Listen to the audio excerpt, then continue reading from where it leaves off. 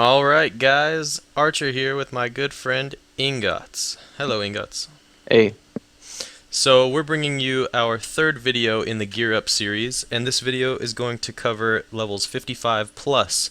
We're going to be covering a lot of new updates that have come out recently, and we're going to be talking to you guys about them and how to best approach them. So, anything to add, Ingots? yeah, how about we start with the ability system? Okay, ability system. Right. So there's a really cool new ability system, and there's way more customization you can do with your characters. So when you pull up your character tab here, you look at this display abilities, and it brings up this new nice menu, and it looks like you have these 5 options here, one being intelligence, strength, agility, chance, and major. So if you're looking at this, you're probably going to see these with a bunch of numbers in them. Mine are all 0 because I've used them, but if you're thinking what I'm thinking, yes, you can use points in all of these sections.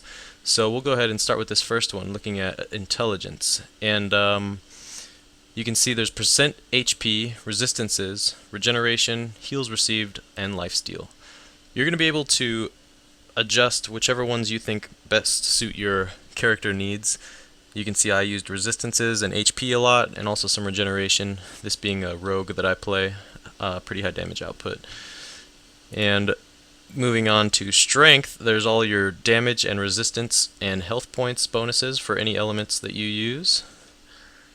Agility, you can go with any combinations of dodge and lock. Chance is where you can load up your critical hits or heals if you're a healer, or there's some other really cool ones if you're like a SRAM for damage from behind and certain things like that.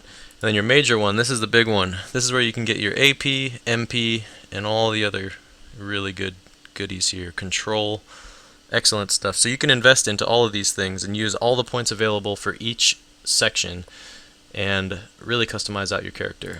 And then if you look at this tab on the left here under this abilities tab, that's your specialties where you actually allocate your regular abilities, just like before. Alright, Ingots. What's next on our agenda here? I guess we could talk about the SRAM class revamp. I haven't looked too much into SRAM. Do you know a whole lot? Yeah, so I'm just reading off of the patch notes details page. The SRAM will now have a more dynamic gameplay with an overhaul of its traps. That's been a long time coming, in my opinion. Yeah, they just had like one trap in the very beginning and it was pointless to use. Right, and if anybody else has played Dofus as Archer and I did back in the day, traps were all about the SRAM. If you want to take a look, we'll provide a link in the details page of where you can look up this details tab on the Wakfu.com website. This will give you every single detail you need to know about the update. Yeah, that'll be good. We'll put that link in there. Okay, well, we can move on to the point of this guide, which is gear. And the reason why I'm making this third guide, pretty much a final guide for gear, is the first 2 guides led up to level 54, and everything below that right now, even with these updates, the armor is pretty unchanged, and there's still sets and set bonuses and that kind of stuff. They're a little bit different, but they're still set up to where if you have a full set of certain things, they'll give +1 AP or MP, so things like that. So this guide is going to be more general, and we're going to explain these concepts with this new update. So level 55 plus, there's this new thing that came out with this update called transmutations, and well, actually, let's back up a little bit. So all armor in the game now is set up to be any element in the game. Certain armor pieces are able to get damage bonus for different numbers of elements. So like we're looking at these boots here, 2 random elements you can get element allocations to, and when you double click this item, it just rolled water and fire. And then these transmutations here, which are for 10 level intervals, you can use. So level 80 transmutation, you can transmutate anything under level 80 or at level 80. Same with 100, at or below. So let's say you have an item and you don't like the elements because you're an air character, let's say. So you can get these transmutations, which by the way can be crafted or dropped from bosses. And those are the only two ways you can get these things. So you'll click on the transmutation, click on the hand to use it, and then click on the item, and it'll say, are you sure? You cannot roll for elements of an item with a level higher than that. Oh, so I used the wrong transmutation. So let's click on the 100 transmutation. Click on these boots. It'll say, are you sure you want to reset them? And it'll randomly roll 2 different elements in this case, or if it's just one element, it'll roll 1, and so on. So we changed it up. We got earth and fire. That sucks. So let's roll it again. And you don't want to use these things sparingly unless you can do dungeons like crazy, because you can only get them at, like I said, from dungeons or crafting. So rolling it one more time. Yay, we got air. Sweet. So that's how these new transmutations work, and you can use them to most of the equipment over level 55 you can do this for. And I actually would go as far as to say pretty much everything up in the 55 plus range. You can transmute to whatever element you are, so now that adds this new dynamic of you're able to use any level items for your level range. So it used to be you'd have this really good set and you had to use the set bonus, so you could only stick with this set until maybe 20 levels later. It's not that way anymore. So you can use single pieces that are your level of any element, and if they're not your element, you can get transmutations to change them to your element. And it really adds a lot of customization and keeping your character as strong as they can be for whatever level you are. So again, and just to recap, there are no more set bonuses for all of the gear sets level 55 plus. They're all individual pieces. They're still related to sets just for the style and looks of them, but they are not going to give set bonuses anymore. So there's no real reason except for the looks to wear full sets anymore, unless all of the pieces in that set are really good for what your level is. So that's that. Anything to add, Ingots? Yep. So we were talking about gear. They've brought back the dungeon machines mechanic. I don't know if you are all familiar with that. There used to be, and are now currently, machines in front of every dungeon that will take tokens, and these tokens you will get from completing the dungeon. On easy mode you'll get 5 tokens. On normal mode you'll get 10 tokens. On hardcore you'll get 10 tokens. And what you can do is you can either save these tokens up to about, I think some of these items can go up to the value of 100 tokens, and these are some of the more rare items that you would get from the dungeon. But this is a way to essentially complete the gear that you're missing. Say you've gone through the dungeon and you've got all your level 50 gear, except you still have these really weak level 30 boots. You have enough tokens that you can go to this machine in front of the dungeon door and buy those boots for yourselves. Yep. And that's a really cool update because it helps you, get those pieces that you've been really struggling to get after a while. You never knew if you were going to get them from a roll. So save up enough tokens and you can get any piece that dungeon can drop. It's really cool stuff. So if you've been looking at the screen, I kind of walked over here to near the garrison in Amacna. So we're going to talk about, let's say you want a PvP. You have to be level 38, and then you have to head over to your garrison of whichever nation you're aligned to. So if we look at the map here, we're in Amacna. Zooming out here, there's Sofokia, Brakmar, Bonta. There's a garrison at every nation, and it should be pretty easy to find. So we're sitting in here, and I'm going to show you guys where you have to go. Me being a member of Amacna, heading up here to the Amacna garrison, open our garrison door. And when you head inside, there's going to be a rictus sitting in a cage to the right. That's kind of creepy there. But you'll walk up to this garrison sergeant, talk to him, and he'll say, "Hey, what's up?"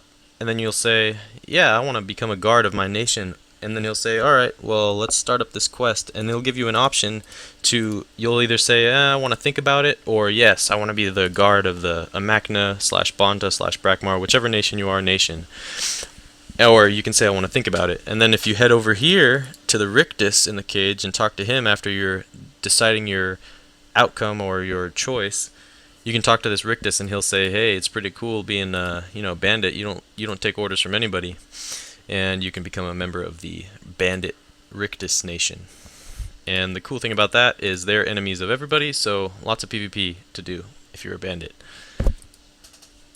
Anything to add to that, Ingots? And the only thing I can think of is, at this point, it's only been a few days since the release of this patch. Archer and myself are unaware of whether or not someone can become a governor of the bandit nation, Right. but we should find that out soon enough. I think one of us is working on that those 1,000 citizen points. Yep. So vote for us.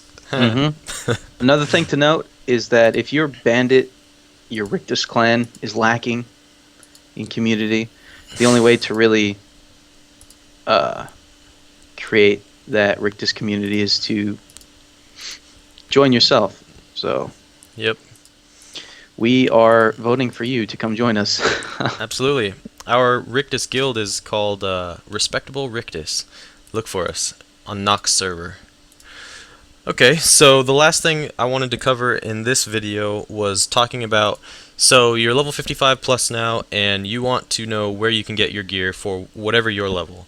So we're going to take a look at the map here, and I'm going to show you the first place you're going to want to go after you leave your respectable nation. So once you're getting up there, you're probably going to be in your last area, your level 40 to 55 area of your nation. And once you graduate from there, you're probably going to want to head to Calamar Island. So we'll find that on the map here. Calamar Island has a lot of pirates, a lot of cool special events that go on. That being like world quests that pop up, different events for killing pirates and all kinds of stuff. Really fun stuff over here, and it's going to be at your level range for around 55. You're going to want to kill the pirates for chaos loops and get keys to do this Dark Hurl Docks dungeon, and that's a really cool dungeon. Probably one of my favorite ones. We just ran it recently for a hard challenge that dungeon provides to get a 29 slot bag. Oh yeah, that is a nice bag. But you're probably not going to be able to do that challenge until you're level 100 because it's really hard. But nevertheless, you're going to want to come here to do your training, bring your friends, all kinds of fun stuff. Make sure you check out the Automized Disciples camp wherever you are. That's in the new update. You're going to get area quests there that give you a lot more bonus XP for doing certain things that are pretty much helping you level up faster. So let's say, and if you scroll over the clan members of each part, Calamar actually doesn't, but all the other ones do tell you the level range. So Calamar is going to be right around level 55 to 60 range, and then after you are getting 60, killing stuff pretty easy here, not getting the best experience anymore, you're going to want to head over to Sedita Kingdom, and actually either the Sedita Kingdom or Kelba. Kelba says that it's like 5 levels higher range-wise, but I kind of found out that Kelba was sometimes a little easier to kill the things than it was on the Sedita Kingdom. But we'll check out the Sedita Kingdom. And by the way, you can get to all these, they're called Adventure Islands, by boat. You're not going to be able to get it by zap until you go there the first time by boat. So let's see, you head over here to the Sedita Kingdom, and you're going to be able to do the same thing, area quests. You can check out, it says level 60 to 70 area. So once you're level 60-ish, you can head over here, and there's some really cool dungeons to do, one of them being an ultimate dungeon, ultimate boss dungeon. Really hard. You won't be able to do that for a while unless you have a really good group, but it's something to look forward to when you're 100 plus. The Lunar Altar is doable, absolutely, a really fun dungeon. And it's actually kind of funny. If you've never done it, you'll have a little giggle once you do it. So that'll be level 60 to 70, and once you get to 65-70 range, you can also head over to Kelba, where there is another ultimate dungeon and also the Starry dungeon with some really good gear there for level 70 range characters. And again, you can do area quests in these areas to level up, and this is going to be the best areas to train for your level is going to the right level Adventure Islands. And let's see, so after Kelba, the last one I think I'll cover is Forfeit, and by this time, when you're getting into Forfeit, you're getting close to level 100, you're in the 80 to 90 range, you're knowing what you're doing, and you can head here to do the Wagnar's Castle dungeon. Vampiro is the boss there, and he's a really fun boss to kill, really good loot as well, and lots of area challenges in this place. So yeah, speaking of Vampiro, we'll have a walkthrough on that dungeon for you guys in a few days. Absolutely. Yeah, we're getting back. Archer and Ingots coming back at you guys. Making more videos, and definitely leave comments for suggestions of videos you guys might want to see. And I think that pretty much wraps up this video. Oh, hold on. Okay. I think there's still a major part that we have to cover in this updates patch that threw me and you yourself off. Yes. Do you remember the speed revamp in combat? Oh, yes. Depending on how quickly you make an action and finish your turn, Right. there are now 6 new abilities for you to choose. And I believe you have your window open. Do you want to Yeah, I can. jump into battle and try and show these people what's up? Sure. And I'm not in the best area for a battle, but actually, I kind of remember the 6 of them. One of them gives 2 AP, and it actually gives 2 AP and an AOE to monsters and allies. Another one gives you 20% of your health and shields. Another one gives you a Wakfu point, and then the other 3 are more useful. One of them is a conflagration, which in a cross around you, I believe, it lights the enemies on fire and does a bunch of fire damage. Another one makes you stabilize, so you can't be pushed, and it also removes MP from monsters around you. And there's one more I'm missing. Oh, the air. There's an air one that pushes all the targets around you in a cross. It pushes enemies 2 away. So those are the battle bonuses. And like he said, once you're in a fight, after the 2nd or 3rd turn, depending on how fast you've done your actions, you get these speed bonuses, and you're able to use them in combat. And they can be really helpful. Another thing I think that is very important to note is if anybody's familiar with Dofus, there's the lock and dodge revamp to the Wakfu system. Right. So if you are standing next to an enemy, if you recall in the past in Wakfu, you would either lose your turn or be able to dodge roll with out of the way of the enemy. Right, exactly. So now what they've done is they've implemented the Dofus system where they will calculate, I'm not sure the mathematics these people use, but they will calculate the AP and MP loss that you might take in order to successfully dodge roll. So let's say you very much need to dodge roll away from an enemy. You might be able to, and at the cost of 2 AP, 3 MP, etc., depends on the situation, you should be able to dodge roll and still have a little MP and AP left over. Yep. Alright, well, unless you have anything else to add, Ingots, I think we are pretty much done with this guide. Just again, leave comments and likes and all that good stuff, and let us know what you guys want to see, and we'll be pumping out more videos in the short future. Exactly. Tell us what you want to know. We'll try our darndest to figure it out and make sure everybody knows what's going on. Yep. Alright guys, thanks for tuning in. Archer out.